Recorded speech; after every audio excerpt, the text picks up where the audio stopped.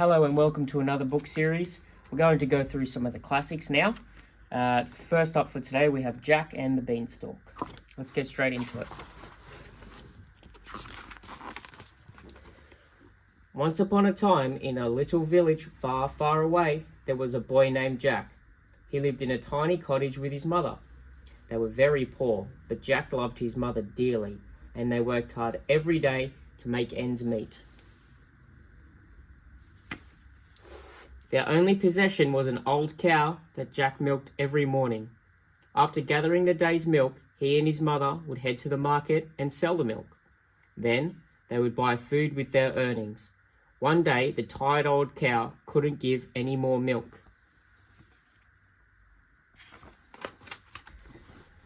Without any money or food, Jack and his mother had no choice but to sell their poor cow. Jack's mother asked him to take the cow to the market and sell her to the highest bidder. Jack was sad to have to get rid of their beloved friend, but he did as his mother told him. On his way to the market, Jack passed a butcher shop. When he saw Jack, the butcher rushed out of his shop. "Well, hello there, Jack. How much for that cow?" asked the butcher politely. Jack shrugged. "As much as I can get," he said. "My mother and I need the money to buy food."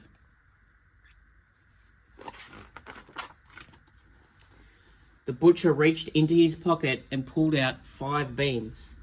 "What if I trade you these magic beans instead?" he said. "Plant these beans and I guarantee you'll have all the money you'll ever need by morning." Curious, Jack accepted the offer and hurried home to tell his mother.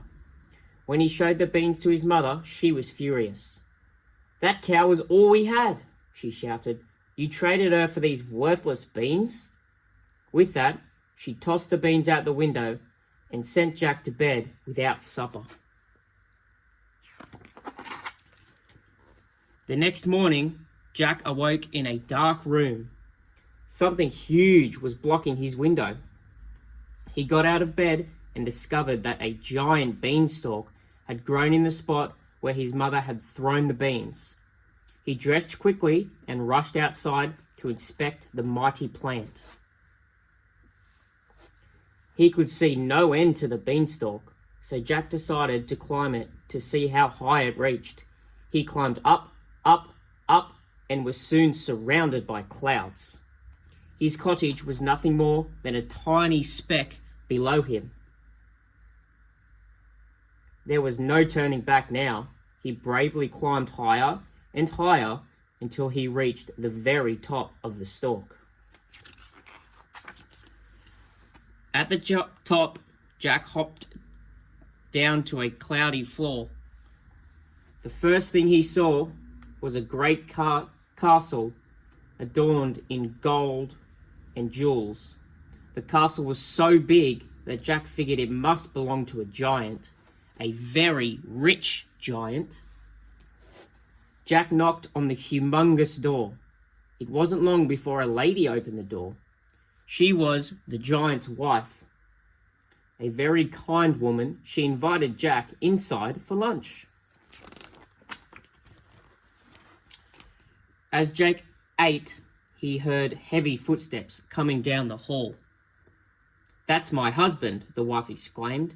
"He doesn't take kindly to people. Quick, hide in the kettle." The giant's voice boomed angrily. "Fee, fi, fo, bum. I smell the blood of an Englishman." "Nonsense," the giant's wife replied. "There's no Englishman anywhere here." She carried the kettle to the kitchen counter, out of the giant's reach. Jack sat inside the kettle and listened intently.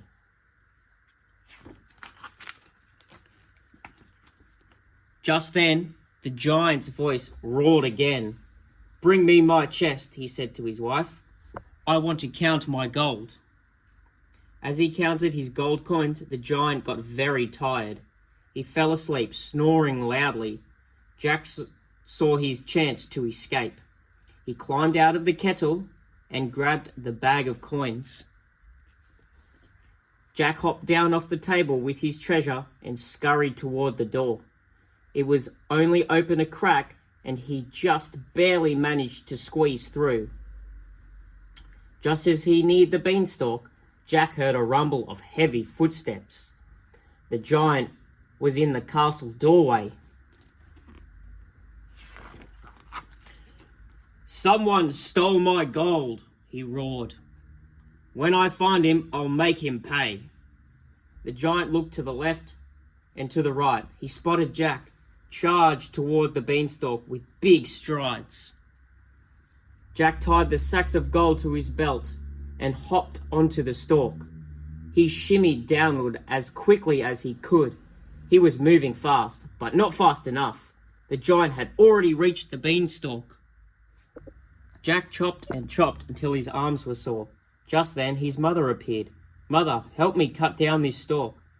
There's a giant chasing me." His mother fetched a knife, and together they chopped halfway through the stalk.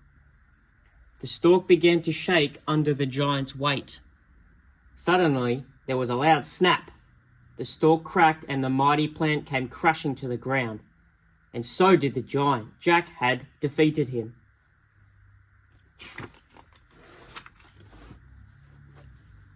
"What's going on?" Jack's mother asked. Jack told his mother the incredible story of the magic beanstalk, the castle, and the giant. At the very end of the tale, he revealed his bags of gold coins. "We'll never go hungry again, Mother," Jack said proudly.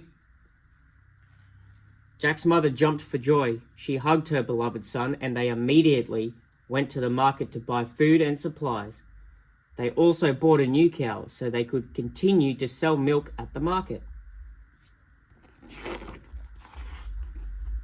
Jack and his mother were never in need again. They worked hard on their farm and never had to wish for any more money. Together, they lived happily ever after. And that is Jack and the Beanstalk.